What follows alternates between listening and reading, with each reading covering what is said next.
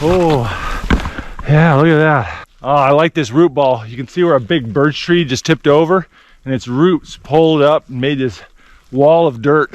It's a great place to build your shelter. One, because it's a wall that I don't have to make. Another nice part is that area underneath the root ball, you know that's bare ground. Lean up against the root ball, let those dry next to the fire so they're nice and warm and dry.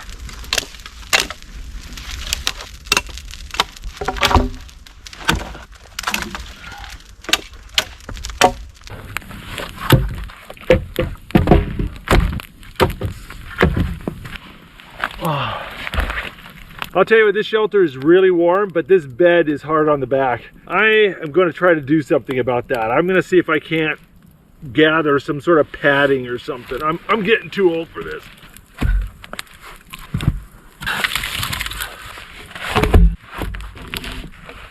That wall helps reflect heat back towards me, so it makes the fire more efficient, and it also keeps the wind from blowing the smoke into my shelter. I think it's time to start making some dinner. Alrighty. I brought a moose steak from home. I got some potatoes, got some smoked salmon. Throw in some potatoes.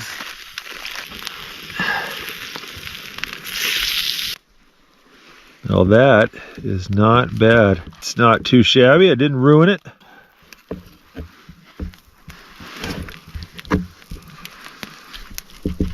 Moose steak, moose and potato stew, smoked salmon, and pilot bread. We're leaning heavy into the Alaskan food theme.